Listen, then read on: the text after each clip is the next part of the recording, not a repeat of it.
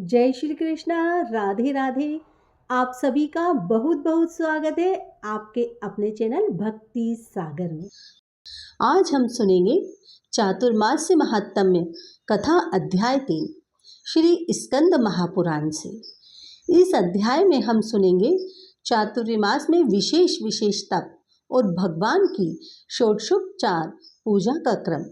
ब्रह्मा जी कहते हैं षोडशोपचार से सदैव भगवान विष्णु की पूजा करना तप है और भगवान के शयन करने पर वही महातप कहा गया है।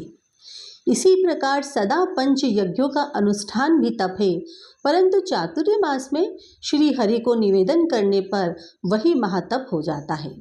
ऋतुकाल में स्त्री के साथ संबंध करना गृहस्थ के लिए सदा ही तप माना गया है, किंतु वही चातुर्य मास में श्री हरि की प्रीति के लिए किया जाए तो महातप है। सदा सत्य बोलना तप है।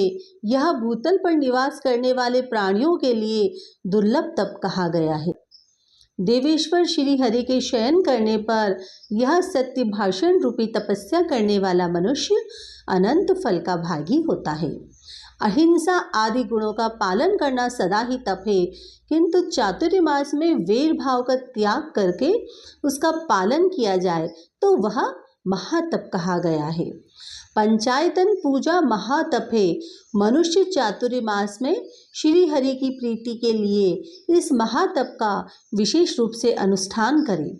सभी पर्वों के अवसर पर सदा दान देने चाहिए, यह तप है, परंतु चातुर्य मास में विशेष रूप से उसका पालन करने पर वह दान अनंत होता है। चौमासे में 2 प्रकार का शौच ग्रहण करना चाहिए, एक बाह्य शौच और दूसरा आंतरिक शौच। जल से नहाना धोना बाह्य शौच कहलाता है और श्रद्धा से अंतकरण को शुद्ध करना आंतरिक शौच है। इंद्रियों का निग्रह करना चाहिए, यह तपस्या का उत्तम लक्षण है, किंतु चातुर्य मास में इंद्रियों की चंचलता दूर हो तो वह महातप कहा गया है। इंद्रियां रूपी घोड़ों को काबू में रखकर मनुष्य सदा सुख पाता है। वे इंद्रिय रूपी अश्व जब कुमार्ग से चलने लगते हैं तब जीव को नरक में गिराते हैं। यह काम महान शत्रु है, इस एक को ही दृढ़ता पूर्वक जीते। जिन महात्माओं ने काम को जीत लिया है उन्होंने संपूर्ण जगत पर विजय पा ली है। काम और संकल्प पर विजय पा लेना ही तपस्या का मूल है। वही सबसे उत्तम ज्ञान है जिसके द्वारा काम को जीत लिया जाए। लोभ सदा त्याग देने योग्य है, क्योंकि लोभ में पाप की स्थिति है। लोभ को जीत लेना ही तप है। चातुर्य मास में इसका विशेष महत्व है। मोह का अर्थ है अविवेक, वह सदा त्याग देने योग्य है। जो मोह से रहित है वही ज्ञानी है। मनुष्य के शरीर में रहने वाला मद ही महान शत्रु है। यूँ तो सदा ही, किंतु चातुर्य मास में विशेष रूप से उसका निग्रह करना चाहिए। मान बड़ा भयंकर शत्रु है, वह सब प्राणियों के भीतर निवास करता है। उसे क्षमा द्वारा जीतना चाहिए। चातुर्य मास में उसे जीतना अधिक गुणकारी होता है। मात्सर्य ईर्ष्या भी महान पातक का कारण है। अतः विद्वान पुरुष चातुर्य मास में उसको जीते जिसने उसे जीत लिया। उसने तीनों लोक जीत लिए। अहंकार के वशीभूत हुए अजितेंद्रिय मुनि धर्म मार्ग को छोड़कर कुमार्ग के कर्म करने लगते हैं। अतः अहंकार का परित्याग करके मनुष्य सदैव सुख पाता है। विशेषतः चातुर्य मास में अहंकार के त्याग का महान फल है। यह तपस्या का मूल है। जो मनुष्य विष्णु के शयन काल में प्रतिदिन एक समय भोजन करता है उसे द्वादशाह यज्ञ का फल प्राप्त होता है। जो मनुष्य चातुर्य मास में प्रति मास नित्य चांद्रायण व्रत करता है उसके पुण्य का वर्णन नहीं किया जा सकता। जो भगवान विष्णु के शयन काल में कुच्छू व्रत का सेवन करता है वह पाप राशि का नाश करके वैकुंठ में भगवान का पार्षद होता है। जो चातुर्य मास में केवल दूध पीकर रहता है उसके सहस्त्रों पाप तत्काल विलीन हो जाते हैं। यदि धीर पुरुष चौमासे में नित्य परिमित अन्न का भोजन करता है तो वह सब पापों का नाश करके वैकुंठ धाम पाता है।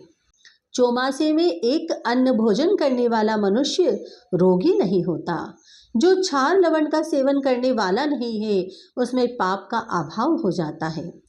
चौमासे में भगवान विष्णु की प्रसन्नता के लिए फलाहार करने वाला मनुष्य बड़े बड़े पापों से मुक्त हो जाता है। जो कंद मूल का आहार करता है वह अपने साथ पूर्वजों का भी घोर नरक के उद्धार करके भगवान विष्णु के लोक में जाता है। जो मनुष्य चौमासे में केवल जल पीकर रहता है उसे रोज रोज अश्वमेध यज्ञ का फल प्राप्त होता है। जो मनुष्य चौमासे में श्री हरि की प्रीति के लिए शीत और वर्षा सहन करता है उस पर प्रसन्न होकर भगवान जगन्नाथ उसे अपने आप को दे डालते हैं। जो मन ही मन भगवान नारायण का चिंतन करके इस परम पवित्र और पाप की शुद्धि के हेतु भूत पुराण को सुनता है अथवा पढ़ता है वह मरकर मोक्ष को प्राप्त होता है।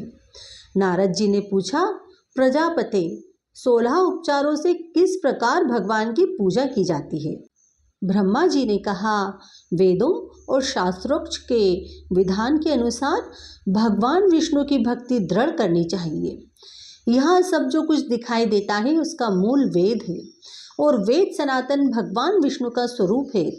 वेदों के आधार हैं ब्राह्मण तथा ब्राह्मणों के देवता अग्नि है। अग्नि में आहुति डालने वाला ब्राह्मण यज्ञ में सदा भगवान श्री हरि का यजन करता है।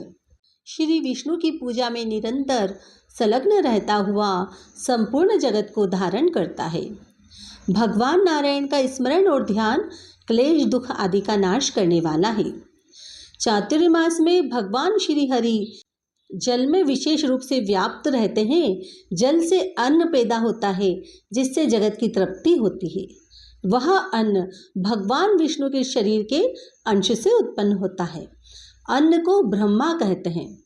वह अन्न आवाहन पूर्वक भगवान विष्णु को समर्पण करके मनुष्य पुनर्जन्म वृद्धता और क्लेश के संस्कारों द्वारा तिरस्कृत नहीं होते। सहस्त्र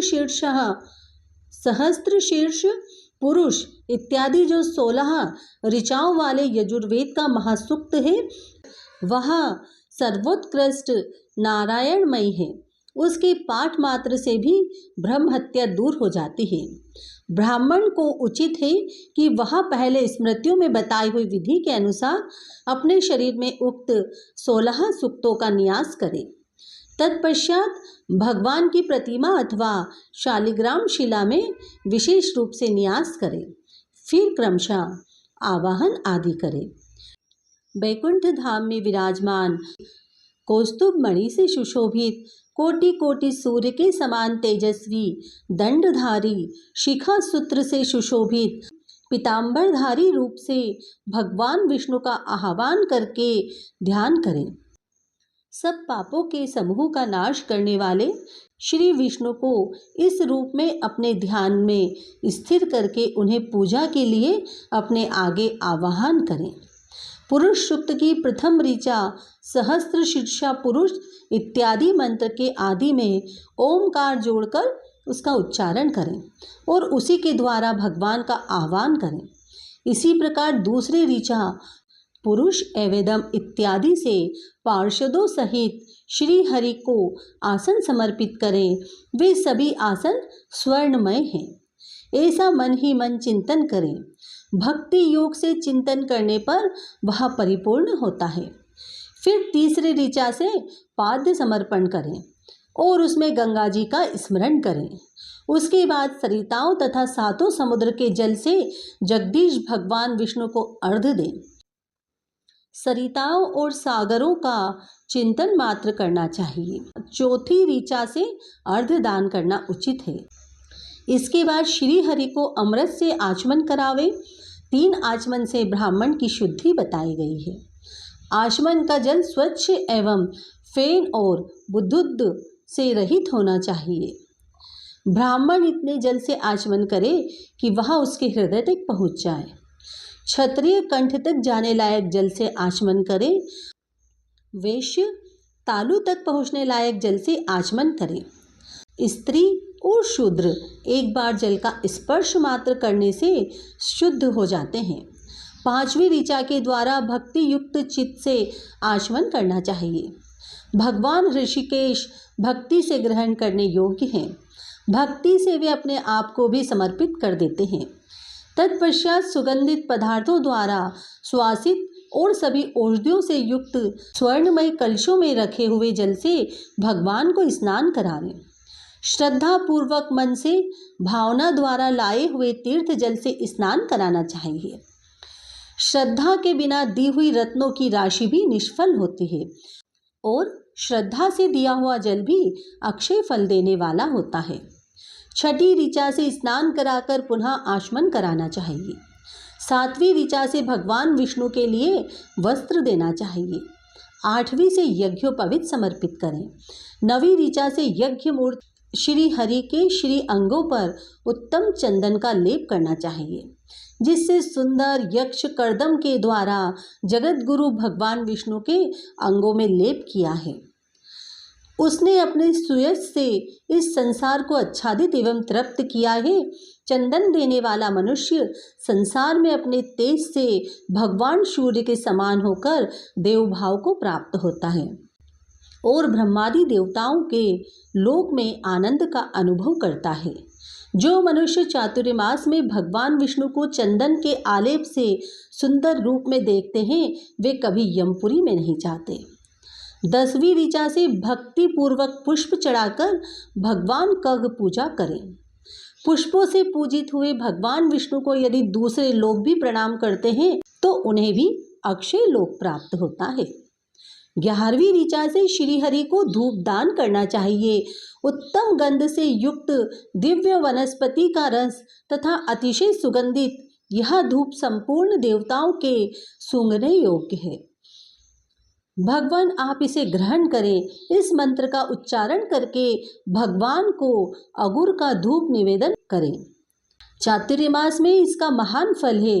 कपूर, चंदन दल, मिश्री, मधु और जटामासी से युक्त धूप श्री हरि के शयन काल में निवेदन करना चाहिए। देवता सूंघने से ही प्रसन्न होते हैं, अतः धूप उनकी घ्राणेंद्रियों को तृप्त करने का शुभ साधन है। मुक्ति की इच्छा रखने वाले पुरुष को 12वीं ऋचा से दीपदान करना चाहिए। जो चातुर्मास में भगवान विष्णु के आगे दीपदान करता है, उसकी पाप राशि पल भर में जलकर भस्म हो जाती है।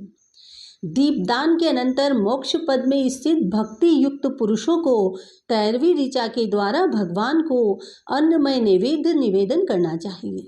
अन्नदान के अनंतर भगवान को पुनः आचमन कराना चाहिए।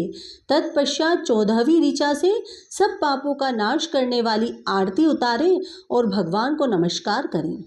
15वीं ऋचा के द्वारा ब्राह्मणों के साथ भगवान के चारों ओर घूमकर परिक्रमा करनी चाहिए। 4 बार परिक्रमा करने से चराचर प्राणियों सहित संपूर्ण जगत में परिक्रमा तथा भगवत संबंधी तीर्थों की यात्रा संपन्न हो जाती है। तदंतर 16वीं ऋचा द्वारा भगवान विष्णु के साथ अपनी एकता का चिंतन करें, मैं ही सदा विष्णु हूँ। इस प्रकार अपने मन में भावना करने वाला ब्राह्मण जीवन मुक्त हो जाता है।